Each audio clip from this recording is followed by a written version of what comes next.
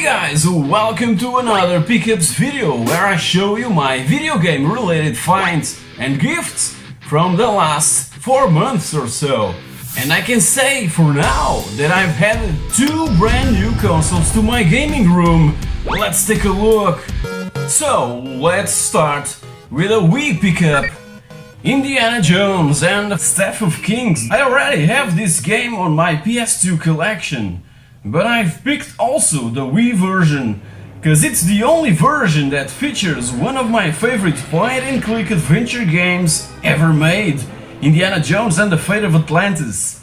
It will only be available after we finish Staff of Kings though. I'm a huge fan of Indiana Jones movies and video games, and despite all the bad stuff people say about this game, I really liked it, and I'm glad to have it on my collection. And now stuff for the PS2, with Return to Castle Wolfenstein Operation Resurrection. That was a gift from Mike! And before advancing to the other games that I've picked for the PlayStation 2, I have to thank Mike, my very good friend and fellow Portuguese YouTuber from the channel Game Chest. Mike is a huge fan of the PlayStation 2 and has this wall behind him filled with PS2 games. He makes this series of videos about his amazing collection of PS2 games, but also about his magazine collection, video game reviews, in which the game reviewed is selected by the viewers, pickups, random chats with other YouTubers, and does a kind of playthrough of the Championship Manager series, where he establishes a goal for his team and tries to conquer that objective. Everything is in Portuguese, so if you're familiar with the language, just pay him a visit and subscribe to his channel. You won't be disappointed. So he offered me Return to Castle Wolfenstein Operation Resurrection. I loved the PC version from 2001, and this PS2 port came 2 years later with an extra prequel mission set in Egypt in the single-player campaign. Thanks Mike, I really appreciate it, and I can't wait to play this game all over again. I've also purchased from Mike Rygar, the legendary adventure.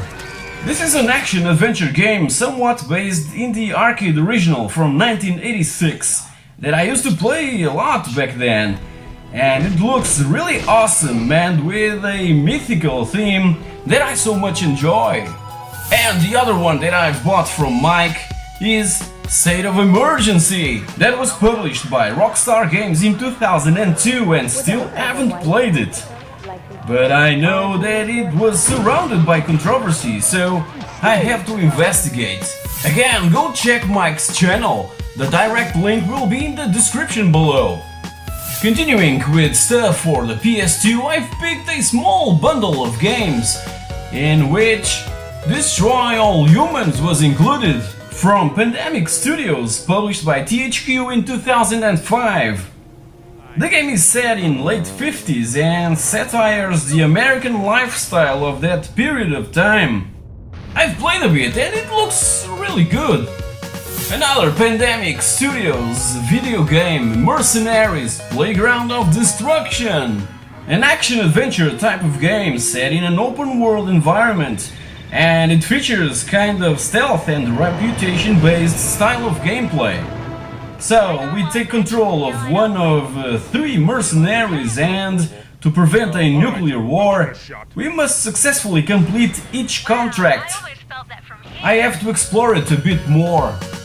Red Dead Revolver is Red Dead Redemption's older brother, and I've got entertained for quite a while the first time I played it. Rockstar Games purchased the rights from Capcom's Gunsmoke and transformed it into this awesome spaghetti western, Tarantino style, even using music from a lot of western movies composed by the great Ennio Morricone. Before arriving to consoles, Tom Clancy's Ghost Recon was available for the PC, that in my opinion is the perfect terrain for this kind of games. It was a breath of fresh air for the tactical shooter genre and redefined it from that moment on. So back in 2001, I've played this game so much and completed practically every single mission available. This is a pretty decent FPS video game for the PlayStation 2. I've got also the Xbox version, the original Xbox version, cause it's available for the Xbox 360 as well. This one is the very first Battlefield video game for consoles, so it's kind of special. And the action takes place in Kazakhstan, and it's all about a war between NATO and China. This war was fabricated by a terrorist organization that deceived both factions to fight each other. As you know, I love everything off-road related, so I had to grab MX vs ATV Untamed, even being not as enjoyable as the other previous titles of the franchise. This game was developed by Rainbow Studios, but not from the original Rainbow Studios team. They left and founded 2XL Games to create the amazing Baja Edge of Control that I've recently brought to the channel with that 9-stage event. Again, with the off-road theme still on the table, here's Mountain Bike Adrenaline that I've played a lot on the PC back when it was released. But I've heard that this original PS2 version is better. I've played for a couple of minutes and it's okay. Really technical in some places. Unfortunately, the guys behind the development didn't have the money to use the Avoc physics engine, so it may feel a bit awkward sometimes. Pipe Mania is an amazing puzzle game and highly addictive. I guess that it was the game that I spent the most time with, and my little kid just couldn't let go. Back in the Amiga days, I've played this game too freaking much. It's one of my top 26 favorites for that system. Now, you all know that I've just recently grabbed a PlayStation 3 almost 8 years after it was released in Europe. So, along with it, a bunch of titles that I won't be telling much about. So, let's start with one of the most iconic games, MotorStorm. A launch title that fooled everyone with its trailer shown at E3. Believe it or not, just played this first one recently. I'm not a fan of racing games that requires turbo boosts to stay ahead of the pack. But yeah, it's an exclusive PS3 game that was made by Evolution Studios, the ones that gave us the amazing WRC franchise for the PlayStation 2. Pacific Rift is the same stuff as the last one, but with a different setting. It's quite entertaining for quite a while, then just falls into oblivion. I'm really sad that Evolution Studios just stopped making awesome racing games to do this mishmash of snail racing with turbos on their backs. Bayonetta should be called Goddess of War or something. She could be playing some volleyball along with the other chicks from Dead or Alive. I guess that she would fit in quite nicely. Played a bit and yeah, let's move on, shall we? Haven't played the first Killzone, so am I missing something? Can I play this second venture into the series without playing the first? It looks quite nice, and I was entangled for quite a while in this intense action. Looking forward to play it again. Now, here's the worst game ever made for the PlayStation 3. Score International Baja 1000 World Championship Off-Road Racing. I guess that this game will worth a lot of money in the future. And I believe that I'm the only one in the whole world to have a copy. Awful game. From an awful game, we go to my favorite game on the Xbox 360, Baja Edge of Control. This is for me the best off-road video game ever made. The PS3 version though really suffers from slow frame rates when there's a lot of vehicles on screen at a time. It still is great fun to play, but the 360 version is a lot smoother. The Ratchet & Clank franchise is awesome, and Tools of Destruction was the first PS3 installment from the series. Insomniac did it again and gave players a really fun game to play, despite some minimal technical issues. This is a must-have. Where should I start with this one? Command & Conquer Red Alert 3 Ultimate Edition. Well, let's just say that it's bad, really bad. Command & Conquer Red Alert 3 may be extremely good on the PC, but on the PlayStation 3 is really awful. I must stay away from it. Little Big Planet 1 and 2 are extremely good examples of creativity and fun. Just played a bit with both and I'm eager to play more. Really addictive. As you know, Homefront is a first-person shooter that ended up surrounded by controversy, cause its theme is a really sensitive one and was released after a few sad real events that occurred a few months before. Despite that, the game didn't really grab my attention. Another Insomniac game that I really enjoyed playing. Again, haven't tried it yet, the first title of the Resistance franchise that I believe is one hell of a game. Must grab that one also. The first time I've tried Mirror's Edge was just a few days ago, and I got really confused. But the more I played, the more addicted I became. Looking forward to play more. Gran Turismo continues to be an extremely good car catalog. And that's it. Since Gran Turismo 2 that I haven't got that feeling of freshness and uniqueness. Am I alone? I guess that something is wrong with me then. Castlevania just lost its flame when it embraced the 3D world. Castlevania Lords of Shadow. I simply can't play these new games. They're awkward. Yeah, there's definitely something wrong with me. Catchy soundtrack though. Now, here's a masterpiece, Deus Ex Human Revolution. Has a storyline so amazingly deep that blows away other games in the genre. Someone must make a movie out of this amazing franchise, just awesome.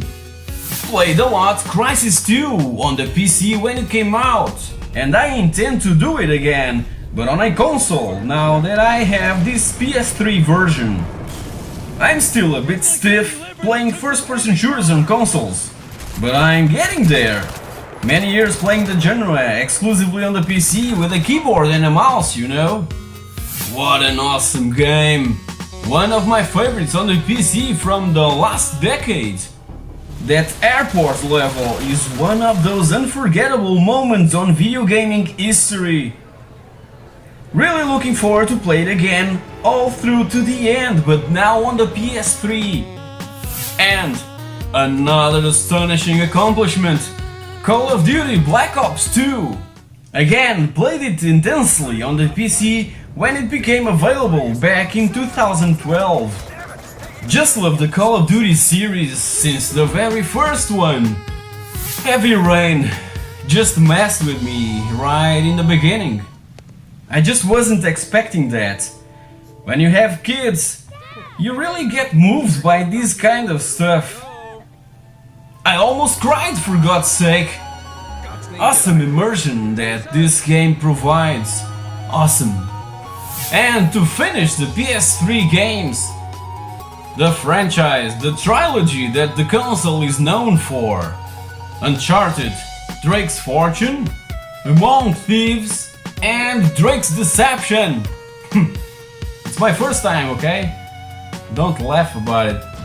already finished the first one, and I must say that it was a pretty good surprise.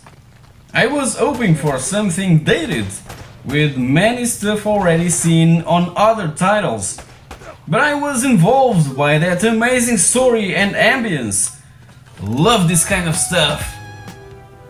Started playing recently the second venture, Among Thieves, and I'm enjoying it also. Really looking forward to get to the bottom of this one and of Drake's deception. Once again, my good friend Ian sent me an awesome Christmas present. The Master System book and the NES book and the Mega Drive book and the Super NES book. Awesome stuff. He sent me also this phenomenal book, On the Edge, The Spectacular Rise and Fall of Commodore.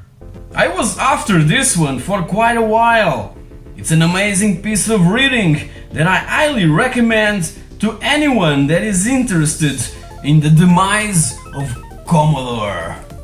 Now a special shout out to this awesome item. The very first Portuguese retrogaming magazine, Pushstart. And I've got here also the second number, well, the second printable and physical number at least. It has this amazing paper and print quality, very well written by fans. Highly recommended. If you know how to read Portuguese, there is, okay? Better learn that stuff. I also backed up this project, the Sinclair ZX Spectrum Visual Compendium, that arrived last December along with a lot of perks, postcards, 2 posters, this amazing Color Clash t-shirt, yeah, and the amazing Spectrum Works by Alistair Brimble in a real CD, not some downloadable crap. And I can guarantee you, this is one amazing CD. You can get it also on Amazon and other online stores. Finally, to conclude this video, my wife offered me for Christmas a Turbografx 16 boxed and brand new, untouched. It's brand new with all the plastics, manuals, and this awesome game, Blazing Lasers.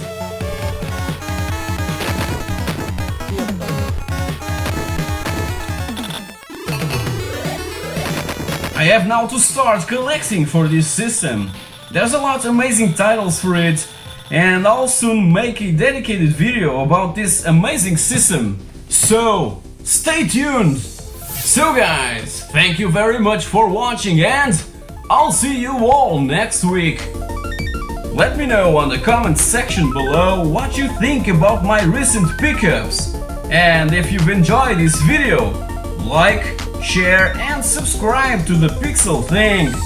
Also, if you've missed my latest videos, just click on those rectangles, sit back and enjoy. Thank you very much for watching, and as I said before, I'll see you all next week.